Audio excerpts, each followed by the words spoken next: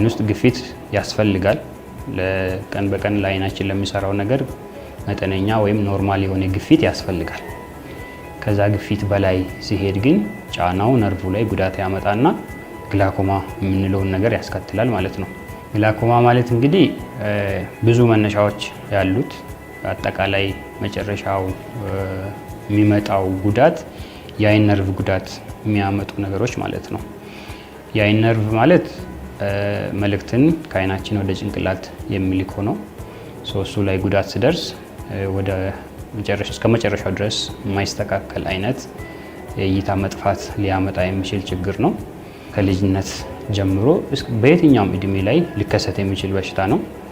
ልጆችም ሲወለዱ አብሮት ሊወለዱ የሚችሉ ኮንጀኒታል ግላኮማ ወይም አብሮትም የሚወለዱት አይነት ግላኮማ ሊኖር ይችላል። ወጣቶች ላይ የሚኖር አይነት ግላኮማ አለ፣ ጁቬናይል የምንለው። በአብዛኛው የታወቀው ግን እድሜ እየጨመረ ሲሄድ የአይን ግፊትም አብሮ የመጨመር ነገር ስላለው ከሱ ጋር ተያይዞ የሚመጣው የግላኮማ አይነቶች አሉ ማለት ነው። ለሌላ ሕክምና ሲመጣ በዛው ግላኮማ ስክሪን ወይም መለየት ስናደርግ ነው ግላኮማ መኖሩ የሚታወቀው። በአብዛኛው የተለየ ህመም ወይም የሚያሳየው ምልክት የለው። ህመም የለውም፣ አይቆረቁርም፣ አያቃጥልም፣ ቅላት የለውም፣ ምንም አይነት ስሜት የለውም።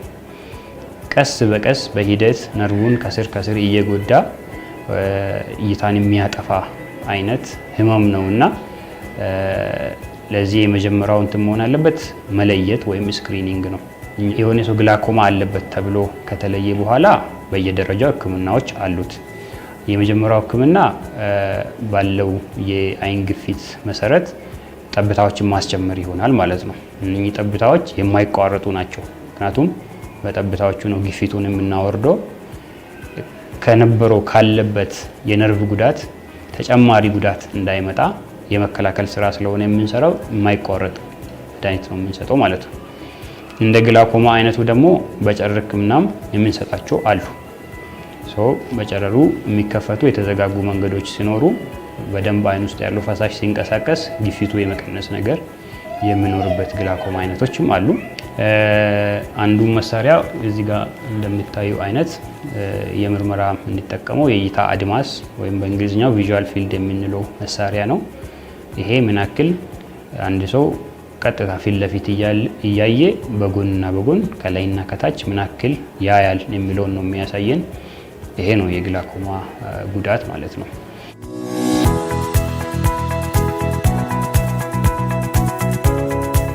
በተፈጥሮ ምንም አይነት ስሜት የለው። በጣም ከስንቱ አንዱ ግፊቱ እንደ ድንገት በአንዴ ሲጨምር ህመም ይዞ ሊመጣ ይችላል እንጂ በአብዛኛው ሰው ላይ ግላኮማ ምንም አይነት ህመም፣ አይን መቅላት፣ ማልቀስ ምናምን የለው። ስለዚህ ብዙ ጊዜ ማህበረሰባችን መድኛ ሆስፒታል ጋር የሚደርሰው ግላኮማው ደረጃው ከሄደ በኋላ እንዳልነው ደግሞ የነርቭ ጉዳቱን ወደ ኋላ መመለስ አሁን ባለው ህክምና አይቻልም። የሚቻለው ምንድነው? ቀጣይ የነርቭ ጉዳት እንዳይኖር ማድረግ ነው። ስለዚህ ቶሎ የመጣ ሰው የነርቭ ጉዳቱ ብዙ ሳይሆን የመጣ ሰው እዛው ላይ ብዙ አመት የማቆየት ተጨማሪ ጉዳት እንዳይመጣ የማድረግ ይቻላል።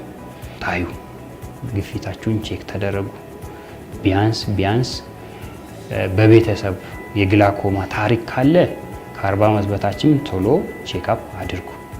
ከ40 አመት በላይ ደግሞ የቤተሰብ ችግርም ከሌለ ቢያንስ በአመት አንዴ ያለበትን ሁኔታ ለመለየት ሞክሩ።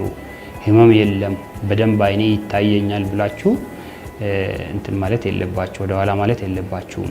ግላኮማ እይታ ይሰርቃል። ሳይለንት ኮዝ ኦፍ ብላይንድነስ የሚባለው እሱ ነው። ሳይለንት ቲፍ ኦፍ ሳይትም ይሉታል ፈረንጆች።